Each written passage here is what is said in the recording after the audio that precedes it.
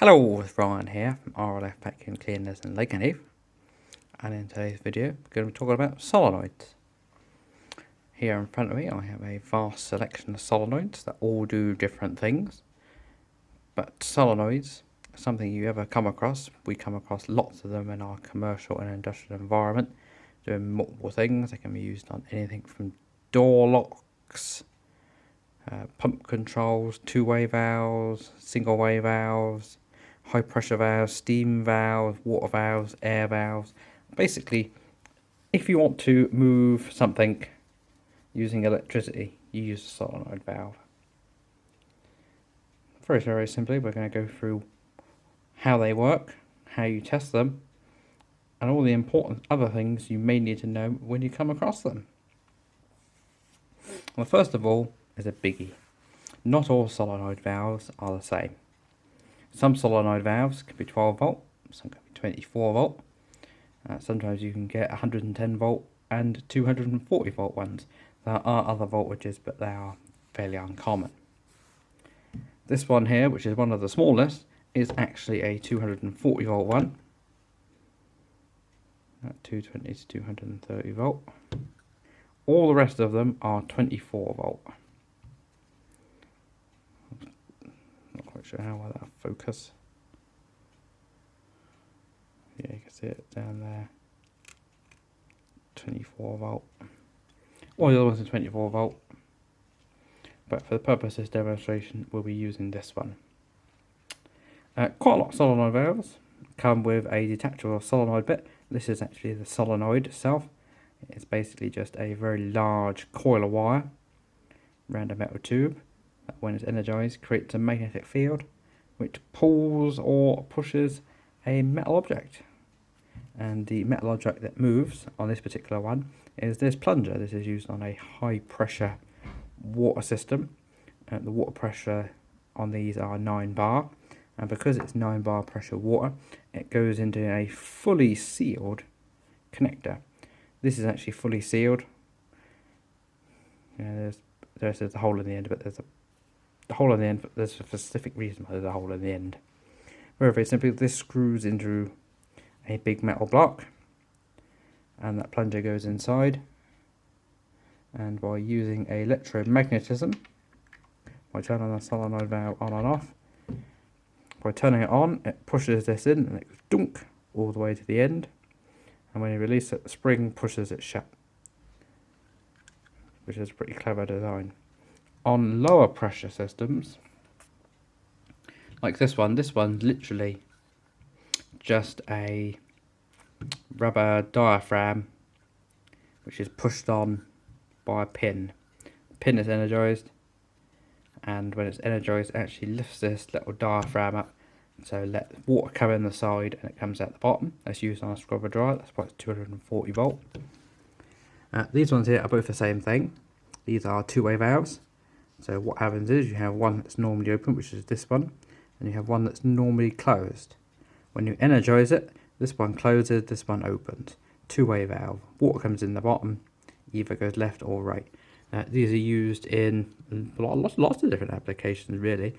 The biggest one you use these for is our loop valves. So what happens is you'll have a closed, or you have a system where stuff will come in, and you'll have this which goes off to a piece of machinery or whatever. But sometimes when you want to clean the system down, what happens is you put it into this one and it'll loop around the system and come back again. So basically you have like a loop system. So you'll pump it around. This generally happens. Water generally goes out then to the left, out to the outlet, but sometimes you want to back rinse the system. What you do is open this one. These can be used as air valves on certain applications where we're dispensing a liquid. What happens is you don't want that liquid to be stuck in the pipe, so what you do is you have a little bit of pipe on here, and what happens is when you finish dispensing, open that up, lets a bit of air in, and then that breaks the vacuum so all the water runs out. Hundreds of different variations what these are used for. This one's basically the same, just slightly different. The good thing about these ones is, these particular types of valves, you can actually open them up. This one's just got a couple of Allen key heads, 2.5mm Allen key heads. This one's actually got like these little plastic dumbbells that you have to flick off with a screwdriver. And inside them is like a little replaceable diaphragm thing. And all it is just a piece of rubber on a metal arm. Metal arm either holds that one shut, that one's open, and when you energize it, basically switches over. So this one shuts, pushes it shut with electricity, and then that one opens. But for the purpose of this demonstration, I'm going to use this one. As you can see, this one was taken off a piece of machinery that had a leak. And when these things leak, they don't tend to last very long because it's DC, and DC accelerates corrosion. And this was on a piece of critical machinery, so when we found that it had been leaking on there, we just replaced the whole lot. We replaced the whole lot simply because it's a critical component, and very simply, we're doing a lot of work on this machine, and it's rather pointless to leave things on like that, which are going to cause you problems in later on. You know, say a machine breakdown. These machines are very expensive, and they do have a big impact when they do go down. And there's nothing worse, because sometimes you get a leak on these machines, these actual terminals can actually corrode off. I've actually seen this on a piece of machinery. See if I can find the photo where these had actually totally corroded off and then actually stopped working.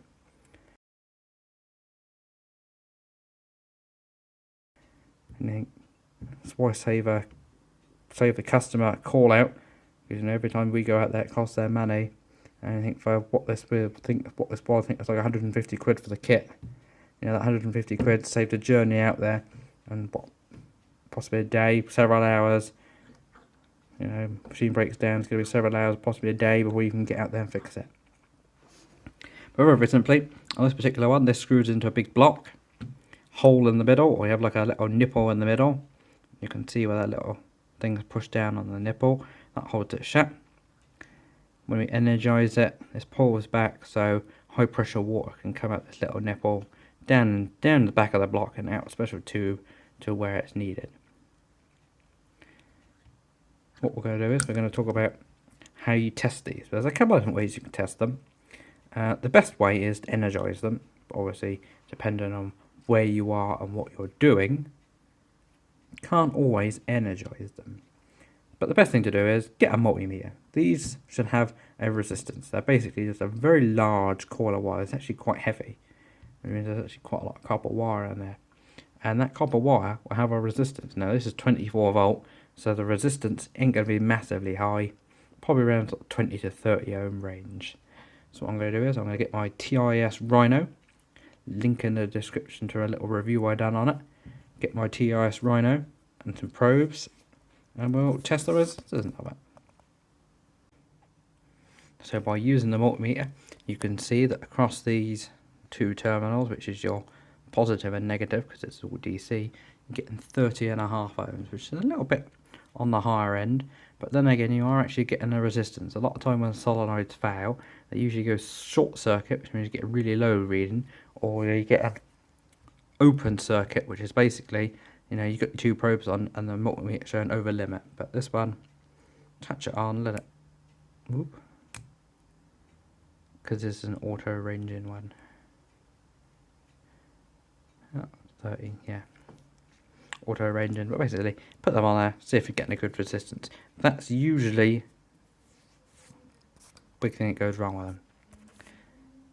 And if you've got one of these particular ones, you can actually buy these separately. So if you do get a dodgy one, and this one's only held on by a nut and a washer. So literally, while the machine's in situ, you know what I mean, all you've got to do is, sometimes these come with plugs on that's screwed on, literally unscrew the plug, undo that nut, boom, off, on, you know, literally a matter of minutes. You know, breakdowns can be fixed in a matter of minutes, unless you've got one of these faulty. You know, these plungers do sometimes go a bit funny. They do tend to seize up, go a bit funny. But this is a bit more trickier because, you know, you need to get big sodding, right, big spanner on there and push like hell because he's in there jolly tight. But then, to be fair, these don't actually generally go wrong that much, really. Obviously the innards are a serviceable part, so yeah, change them regularly. But yeah, that's the first thing you do. If you ever come across a solenoid and you believe it's not working, just check the resistance. Getting good resistance, then realistically you need to be checking, is there voltage coming to it? But then again, that's machine specific, and we're not going to get into machine specifics. We're just talking about the actual components themselves. Right, I've now assembled the solenoid valve. We've got the shaft in there, and we've got the little plunger piece in there, and we're just going to power it on, and we're gently going to push this in, and you'll see that's actually locked in there now. So what's actually holding that in is the magnetism force. And because this one's got a massive spring on it, as soon as we de-energize it, the spring forces it out. Right, connected the DC power supply up to the two-way one, and if you watch carefully you can see when I turn it on,